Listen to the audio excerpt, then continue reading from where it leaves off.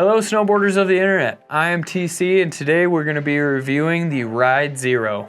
The camber profile is a twin extra camber, pretty much translates to camber underfoot, rocker on the tip and tail, so you get all of that load, snap, pop, edge hold from that camber, easy pressability, and ease of getting in and out of turns. Sizes are a 142, 147, 151, 155, 159, 154 wide, 157 wide, and a 161 wide.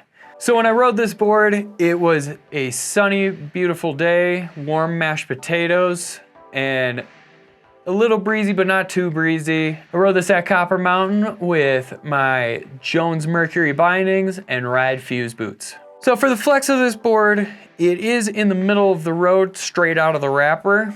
I will say a little bit stiffer in between the feet, with a little bit softer on the tip and tail. Torsionally, easy to turn this board, make it right around all of those little kids on the cat track. Because of that camber on there, it is fairly stable.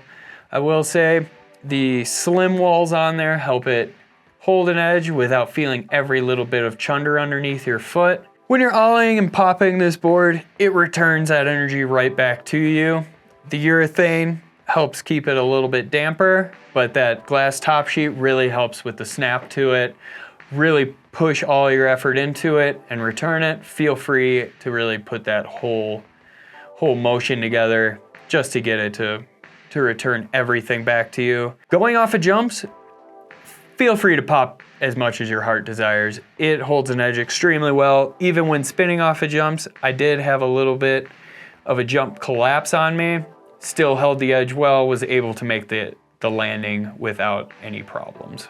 This board is very butterable. You do have this large rocker section on the tip and the tail here where it does lock in really well, so you're not forcing anything or really trying to hold it too much, which directly translates into the jibbing section. When you do have this board right under your feet, sliding it, that camber section does help hold it when you're on the nose and tail for presses along ledges and rails. It does have that nice lock-in point where you don't feel like you're just on a pendulum or gonna spin out. So this board isn't necessarily made for carving, but I wouldn't say that it's terrible at it.